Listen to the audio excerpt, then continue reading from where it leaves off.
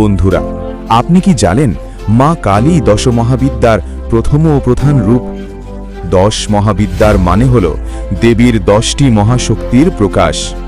কালী, তারা, ছিন্নমস্তা, ভুবেশ্বরী, ত্রিপুর সুন্দরী, ভৈরবী, ধূমাবতী, বগরামুখী, মাতঙ্গী এবং কমলাত্মিকা।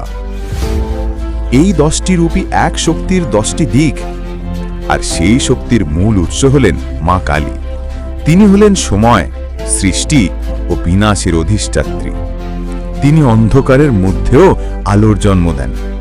শাক্ত সংহিতায় বলা হয়েছে, কালী প্রধানা বিদ্যানাম দশানাং মহতি শক্তিহি, অর্থাৎ 10 মহাবিদ্যার মধ্যে কালী প্রধানা। তিনি সর্বশক্তির মূল ও পরম উৎস। এক অর্থে দশমহাবিদ্যা শেখায় সব শক্তি দেবীর, আর সব শক্তি কালী স্বরূপা।